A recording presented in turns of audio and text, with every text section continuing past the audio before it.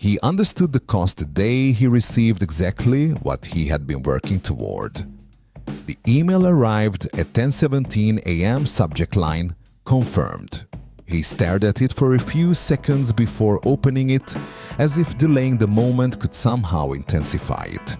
When he finally clicked, the words were simple, direct, professional.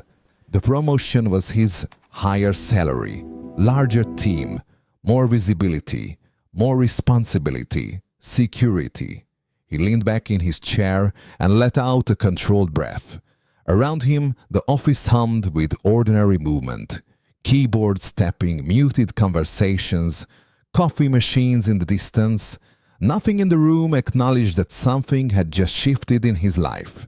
He had imagined this moment for years: late nights, extra projects, strategic conversations, saying yes when it would have been easier to say no. He had built his path carefully, almost mathematically, every decision evaluated for long-term return.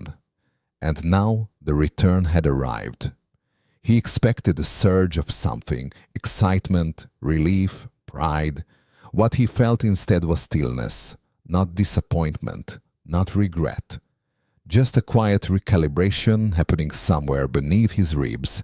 He closed the email and looked at his calendar. Meetings filled the week. The new title would make the days heavier, but not chaotic. He was good at this.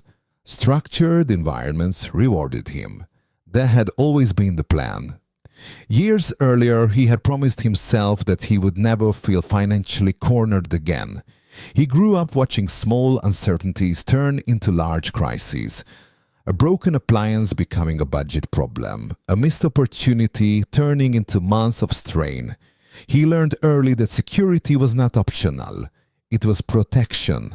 So he became disciplined, reliable, focused.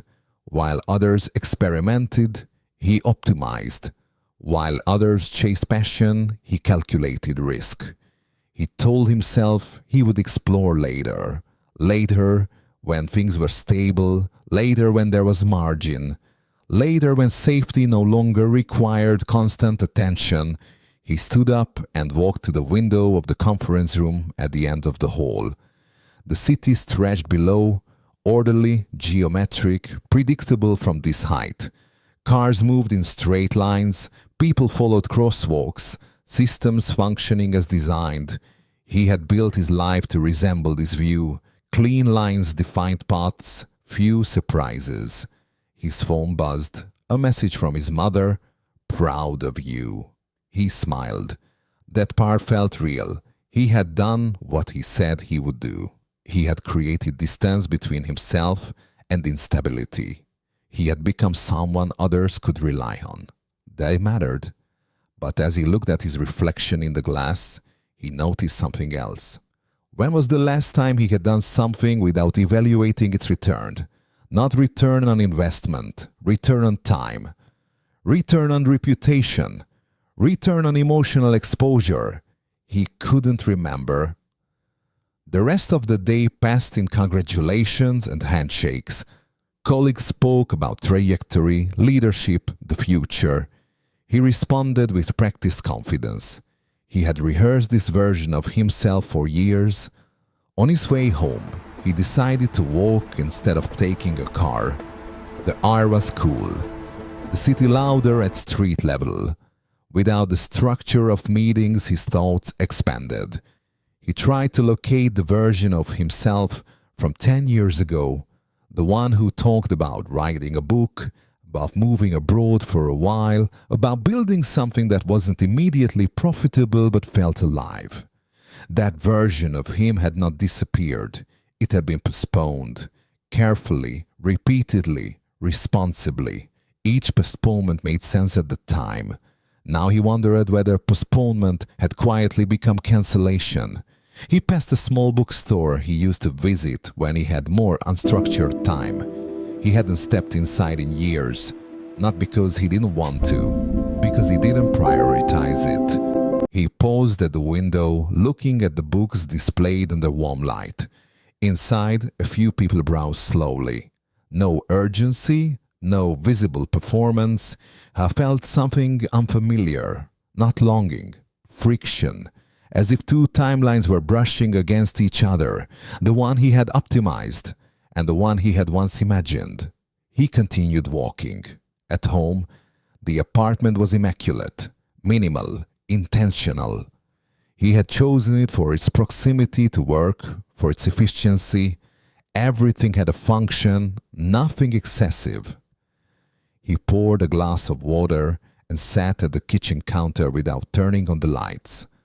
The city glow filtered in through the windows. He opened his laptop to review the new compensation details. The numbers were strong, reassuring.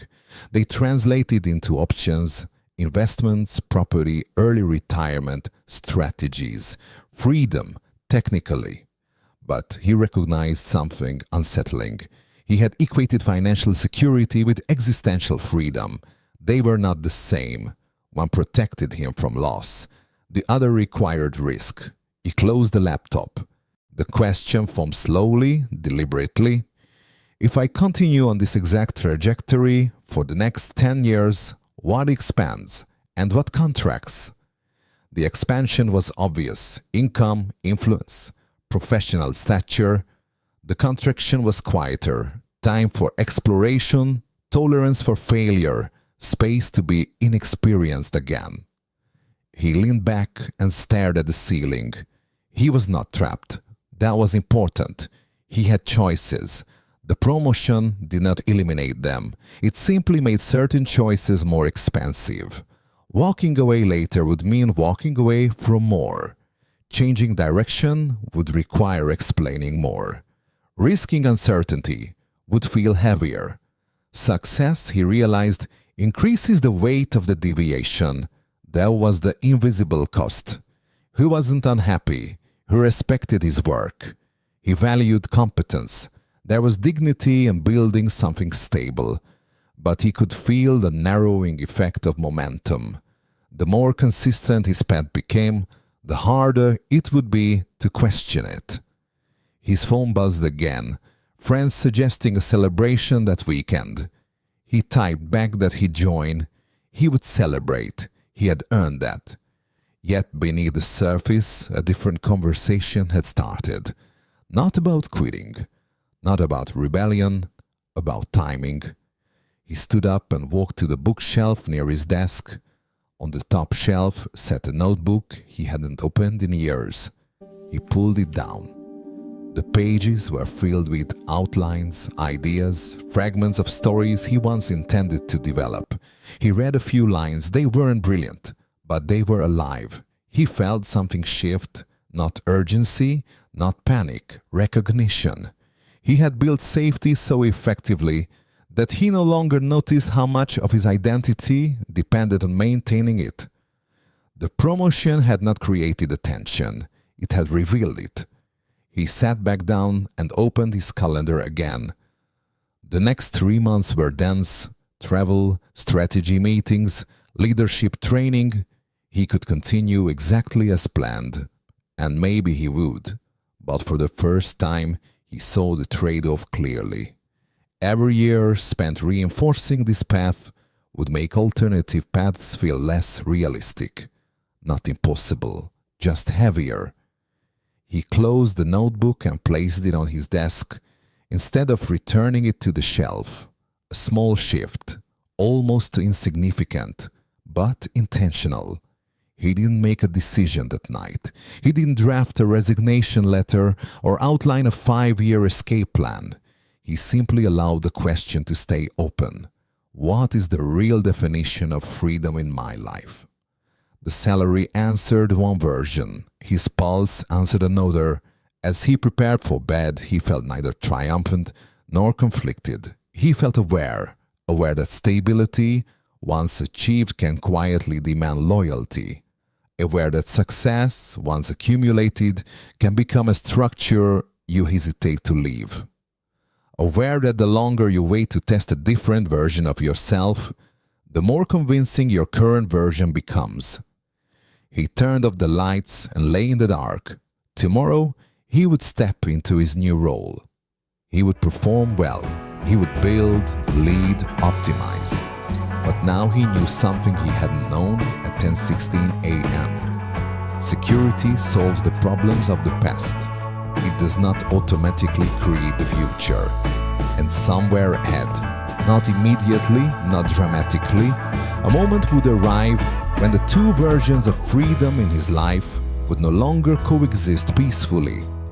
When protecting what he built would require sacrificing what he once imagined, he didn't know which he would choose. He only knew that the cost of not choosing would continue to grow, and this time he would not pretend he couldn't see it.